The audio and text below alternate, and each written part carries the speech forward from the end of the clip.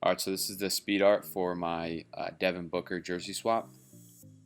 Alright, so the first thing I did was adjust the levels on Devin Booker, and you can do this by clicking on your image and going to levels, and then I just put a mask over top and revealed the layers that I wanted to, in this case I wanted to darken and brighten.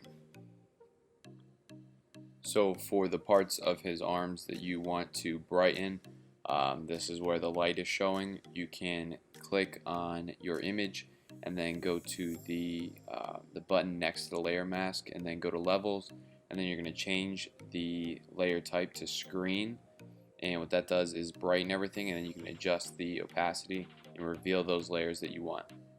The next thing I did was cut out the jersey that I wanted to swap on him.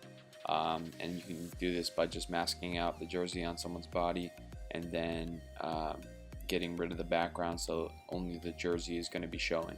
I then used the clone stamp tool to clone the skin all around the jersey so that the Suns jersey underneath isn't showing anymore.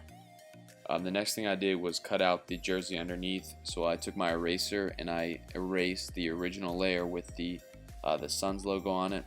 And then I decided that I wanted to adjust the levels of the jersey, so I wanted to make sure that the white lights from the camera flash on the jersey were brighter to make the jersey pop a little bit. And so I did the same thing that I did with the skin. I increased the levels on that, and then I took the number 40 and made it into 00 because I thought 40 was not a good number for book. So I did that by using the lasso tool and going around the number 4, and then I filled it content aware, so it takes all the black color around it and it fills that area with that black color.